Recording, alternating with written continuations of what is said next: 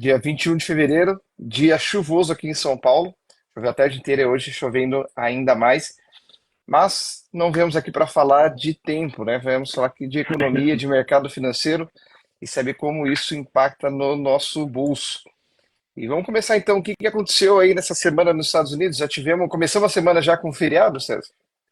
É isso aí, cara. Depois do nosso feriado aqui de carnaval, o pessoal ficou com inveja e resolveu todo mundo fazer feriado também, né? Nos Estados Unidos, o feriado de segunda-feira chama Dia dos Presidentes. É um feriado aí em homenagem ao George Washington e a todos os outros ex-presidentes, né, dos Estados Unidos. E eles não têm pregão nem nada, mas eles saíram aí do feriado com uma notícia ruim, que é o PPI, né, que é o índice de preços para os produtores dos Estados Unidos. Ele veio com uma alta de 0,4% e a expectativa era de 0,1%. Por que é importante esse dado? Porque os produtores eles vão ter duas opções. Quando o custo deles aumenta, eles podem tomar duas decisões. Ou eles aumentam, perdão, ou eles aumentam o preço do produto e repassam para o consumidor essa alta, o que vai impactar no índice de inflação ao consumidor mais lá para frente, né? Ou seja, vai aumentar a inflação para o consumidor lá na frente. Que é o Ou CPI. ele pode, que é o CPI lá dos Estados Unidos, né? E, por outro lado, ele pode reduzir a margem dele, né? Ele pode ter menos lucro e para manter o preço competitivo ali de venda, mas isso vai impactar no lucro, o que vai impactar na cotação dele na bolsa e vai puxar a bolsa um pouquinho para baixo. De qualquer forma, aí é uma notícia inesperada, né? É, a sensação que a gente tem é que cada semana, tem semana que sai uma notícia boa em relação à indicação de redução de juros e semana que sai uma informação ruim em relação à redução dos juros. Eu acho que nas últimas três agora vieram três notícias bem ruins aí em relação à taxa de juros, então mantivemos aquela expectativa aí, o mercado inteiro, de que na reunião de março o Fed não deve baixar os juros mesmo, muito difícil, a probabilidade é muito baixa, e deve empurrar com a barriga aí para maio ou talvez, que é mais provável, para meados de 2024. Isso a gente veio notificando aqui, né, que a expectativa era muito forte para março. E a Sim, gente, desde a última reunião, né, do FED, a gente já tem o FONC, né? A gente já tem sentido bastante negativo aí, e isso deve empurrar realmente para mais para frente. As apostas continuam altas ainda para maio, né? Mas vamos sim. acompanhando aqui, porque como está vindo muita notícia ainda nova sobre essa expectativa, isso pode ser postergado aí mais uma vez. E na China aí também, falando em feriado, né? Ano Novo Chinês também na semana passada. Semana passada foi o Ano Novo Chinês, o calendário deles é diferente do nosso, né? Eles estão no ano lá de 4.722, cara. Vai ver por isso que os caras são tão adiantados assim, né? A gente está em 2024, os caras estão uns 2.300 anos na frente. Esse ano lá para eles, todo ano eles dão o nome de um bicho, né? Esse ano é o ano do dragão para eles. Então começou a partir de segunda-feira o ano do dragão, e o ano do dragão para o chinês é um ano que representa, assim, geralmente eles dizem que é um ano de prosperidade, de coisas boas e de sucesso. Vamos ver aí se, pelo menos do lado da economia, o ano do dragão vai fazer jus ao nome. Está parecendo que não, né? Começou A China mal. começou muito mal, eles estão com esse problema de deflação, estão com problema de demanda horrível, estão com problema de investimento, saída de investimento externo direto. Eles estão buscando ali alguma forma de incentivar os chineses a comprar o que está difícil. E agora, para incentivar, pelo menos o lado do mercado imobiliário, né, que é um dos maiores mercados aí na China e grande gerador de poupança para os chineses, o Banco Central chinês resolveu reduzir a taxa de juros para a hipoteca de 5 anos, né? Foi uma queda de 0,25, a taxa agora é 3,95. Por que é importante esse número, né? 0,25, primeiro porque a previsão era de queda de 0,15 só, e o governo colocou um aumento ainda maior.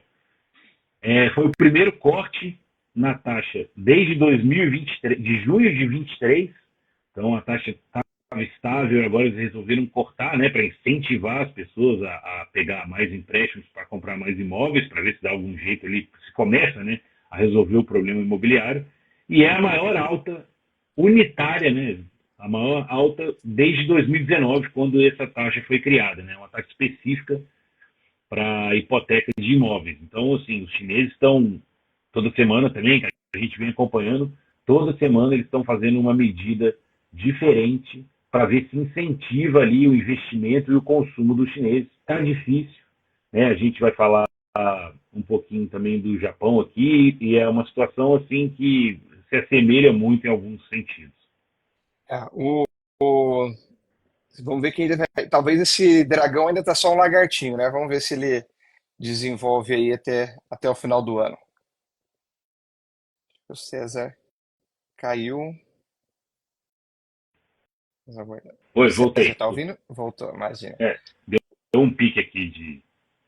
Com a chuva fica um pouco mais difícil. É, E se não bastasse a gente falar ali que Estados Unidos já, não, já vem com uma crise, a China também vem com outra, a Europa também acompanha isso, né? Tive ali as reduções das projeções na Alemanha, ele principalmente, que é o país que sempre comandou ali o lado econômico da Europa, né, já está acusando um pouco o golpe também, né? O que está passando lá na Alemanha, na bom, a Alemanha, Europa de forma geral? a gente tem acompanhado aqui bastante, principalmente na questão de demanda, né, da Europa, da questão de produtiva e tudo. E, na verdade, a Alemanha teve uma notícia antes, né, que eu vou já emendar com a do Japão aqui, que a Alemanha passou o Japão, né, em termos de PIB, apesar dessas notícias ruins que têm saído de lá, a Alemanha conseguiu passar o Japão aí no PIB como terceiro país, né? Virou o terceiro maior país do mundo em termos de PIB, né? O Japão caiu para a quarta posição, mas o que a gente tem visto lá da Europa é, em primeiro lugar, um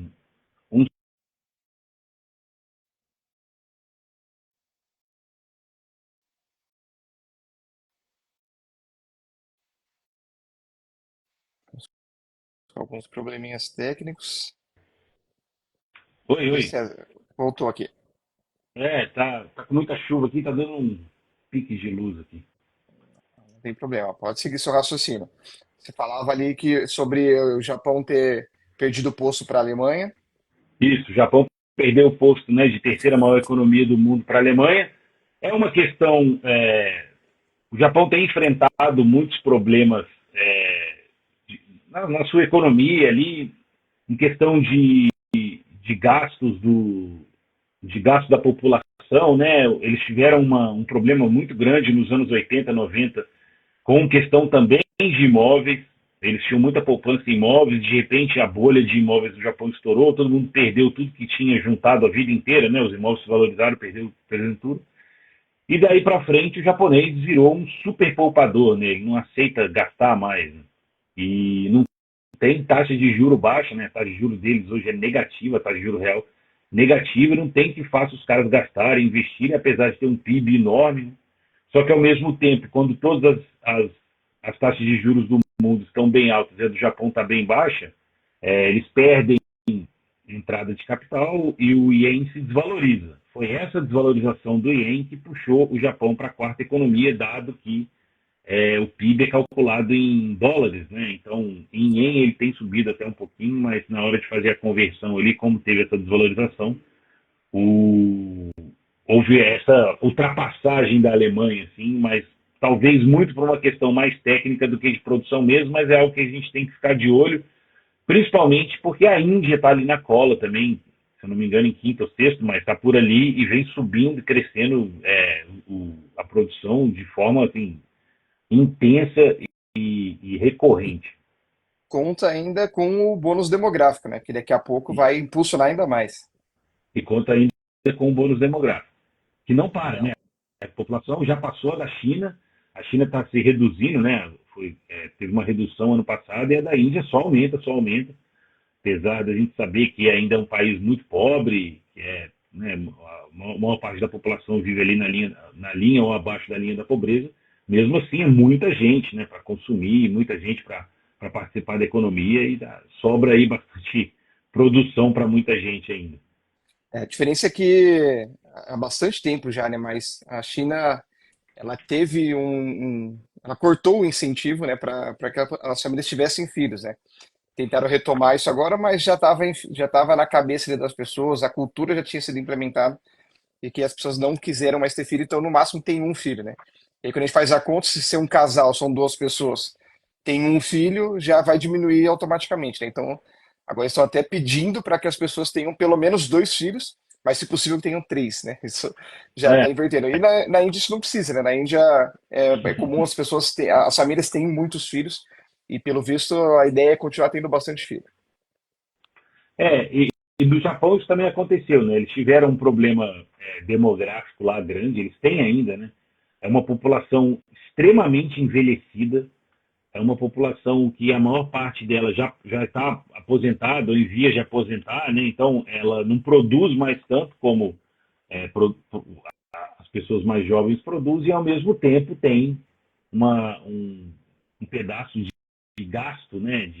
Principalmente do Estado, com a aposentadoria, com saúde, com tudo isso, sem produzir tanto, né? Isso também pesa para um país, né? E o Japão não é um país que tem a tradição de receber tantos imigrantes, né? Os Estados Unidos ele tem, a Europa também, né? Eles têm uma tradição de receber imigração, né? Então, embora a Europa também tenha esse problema demográfico, ele tenha uma população mais envelhecida, taxas de casamento de filhos baixa, assim como tem acontecido também em grande parte dos Estados Unidos, eles conseguem ainda suplementar isso com imigração, né, de pessoas jovens que trabalham, ainda tem conseguido isso. Tem muitos protestos, a gente vê por aí, pessoal reclamando que, né, tá vindo gente de fora demais, tal, enfim, mas é uma forma de você sanar um problema grave de um país, que é não ter gente produzindo o suficiente para sustentar aquele pessoal que é mais velho, que já trabalhou, que já fez a sua parte, tal. Isso é um problema que os países do mundo, os países ricos do mundo estão enfrentando. O Brasil daqui a pouco vai enfrentar também, né? A gente teve o nosso bônus demográfico também tá indo embora. Assim. E, As pessoas estão tendo menos filhos no Brasil também. e vai acabar o bônus demográfico antes da gente ficar rico, hein? Exatamente. Pelo menos os outros países já conseguiram pelo menos ter um grande boom, aproveitaram bem isso. E o Brasil não soube aproveitar tão bem essa oportunidade também, né? E o nosso bônus demográfico já era bem menor, né? Está falando aí da população chinesa de 1,5 bilhão, né? A gente Sim. é em 300, né? Um valor uma quantidade bem menor. E não vamos, e a tendência começa a cair isso também, né? Já percebe esse movimento há Exatamente. bastante tempo. A inversão da pirâmide, né? E falando em Brasil, né? A gente está vendo aqui também o fluxo de capital investido aqui também indo embora, César. O que está acontecendo? O gringo não está mais apaixonado pelo Brasil? Parece que o gringo veio aqui e fez o que sempre faz, né? Vai lá para Copacabana, arruma uma namorada e depois volta para os Estados Unidos, né? Eles vieram para o final aqui de 2023, trouxeram muito dinheiro, colocaram muito dinheiro na bolsa, parecia que era uma entrada um pouquinho mais sustentável, mas foi só virar o ano, foi só os Estados Unidos ali darem sinais de que a taxa de juros não vai cair tão logo assim. E também, em terceiro lugar, eu acho que tem muita oportunidade no próprio mercado deles lá, né? O S&P tá batendo lá na máxima histórica, apesar da gente ver que a máxima histórica está sendo batida por poucas empresas de setores muito específicos, né, de tecnologia, são naquelas menos de 10 empresas ali de tecnologia que estão subindo e puxando todo o S&P, mas ainda está dando oportunidade de entrada lá para eles, pelo menos é o que eles acham. Né? Então, retirando aqui os valores que trouxeram no final do ano, ali a partir de setembro, outubro principalmente, estão vendendo e indo embora. E o pessoal que está comprando aqui é PF, né, pelo que a gente tem acompanhado. E apesar de a gente ter tido uma retração grande da bolsa ali, foi para um 125, acho que hoje fechou um pouquinho mais alto, e já temos aí quase 15 bilhões de saldo negativo no ano de fluxo do estrangeiro. O que significa isso? Assim, a gente gosta de usar essa variável para ver o apetite do estrangeiro no Brasil. E como a gente sempre fala que metade da Bolsa Brasileira praticamente é de fluxo estrangeiro, né? São estrangeiros investindo no Brasil, o fato deles estarem tirando valores daqui geralmente culmina numa retração de valores, né? uma queda de preços das ações e do próprio índice Bovespa. Em janeiro a gente comentou bastante que a Vale puxou muito o índice para baixo, né? Ela caiu muito por conta da queda do preço do minério. E agora em fevereiro a gente teve uma subida boa ali, principalmente das ações do setor financeiro, mas mesmo assim os estrangeiros continuam tirando e cada dia que passa eles tiram um pouquinho mais, né? Não é que está desacelerando para reverter, não. Ainda estamos em aceleração de retirada de fluxo estrangeiro aqui no Brasil.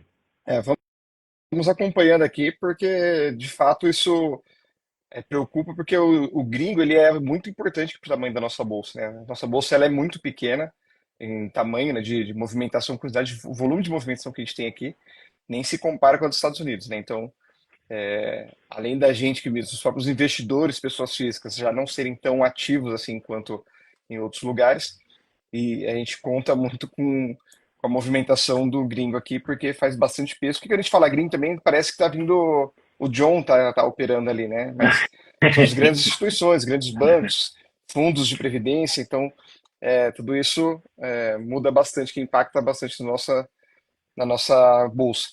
E Não é, aproveitar já, não é o John nem a Mary que estão investindo aqui. verdade.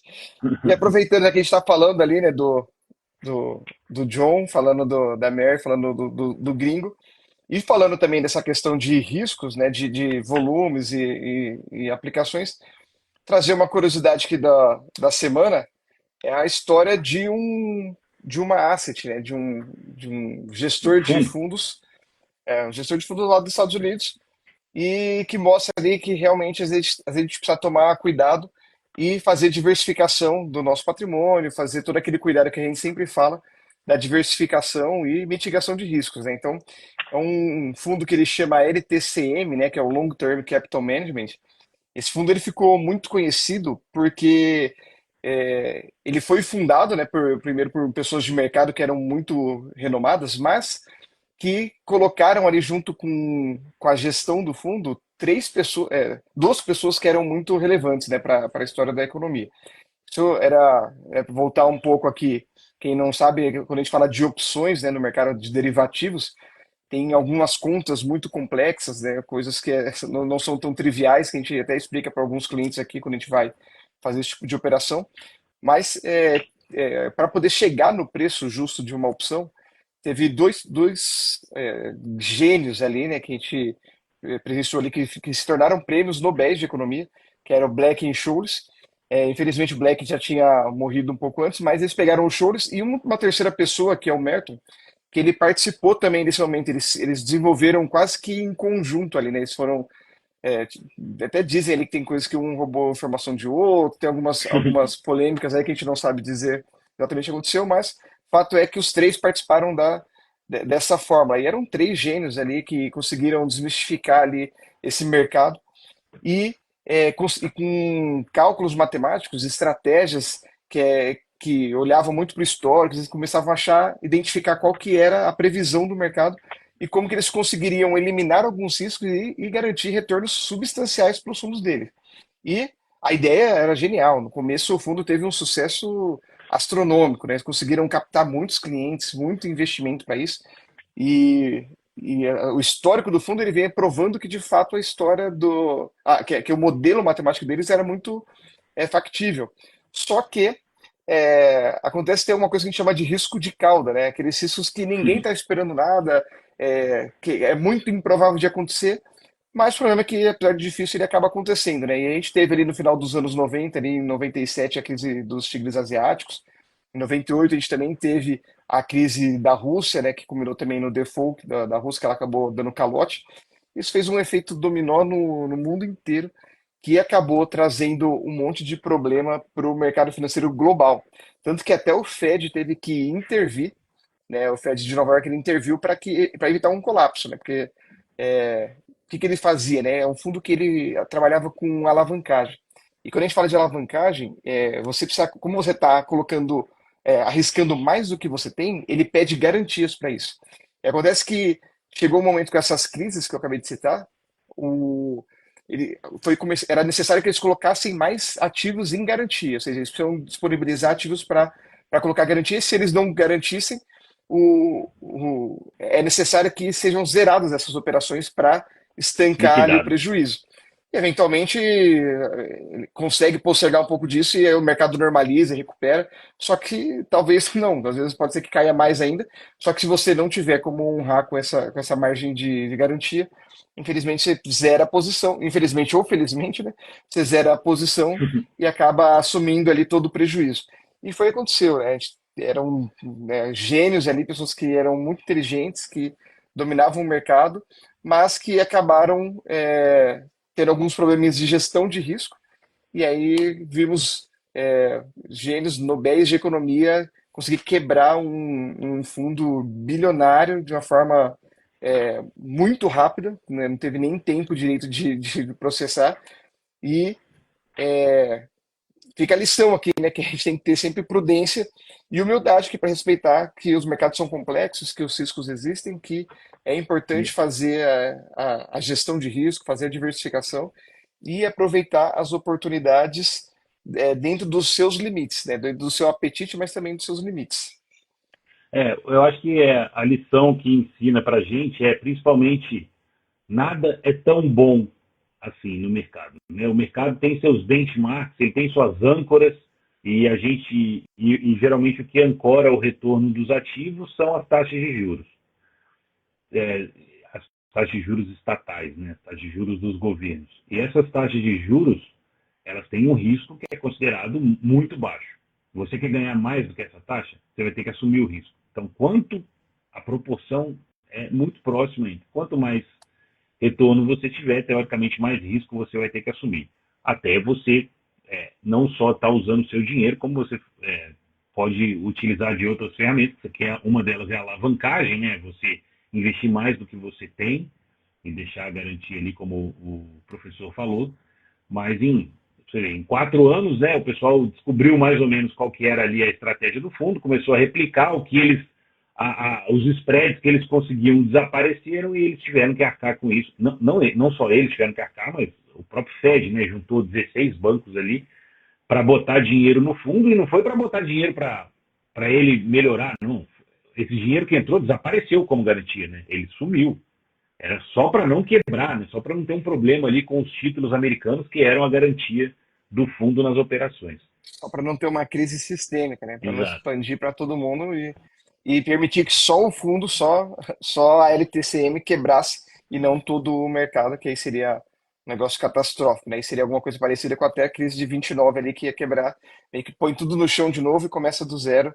Isso seria super problemático, então é só um estanque a sangria ali que fizeram ali, né? Exato. Mas, mesmo que a gente aqui não é. Não, não sei se você já ganhou algum Nobel da Economia, César? Ainda Ainda não. não, cara. Os caras estão analisando lá meu trabalho, mas eu acho que com bom, ano do dragão, né, de prosperidade, de coisas boas, acho que pode sair esse ano. Mesmo sem o Nobel da Economia, ainda a gente consegue fazer um bom trabalho aqui de gestão de risco, de patrimônio, de poder mitigar esses riscos e formar carteiras que sejam interessantes para o seu perfil. Então não deixe de falar aqui com a gente. Sônia aqui, tanto não pode ser no meu perfil, no César, na Amaralto. A gente está aqui disposto a te ajudar a entender quais são os produtos adequados para o seu perfil de risco e talvez você até, queira fazer uma alavancagem, também é possível. Mas a gente vai te ajudar e te alertar, te mostrar quais são os riscos e se faz sentido para você.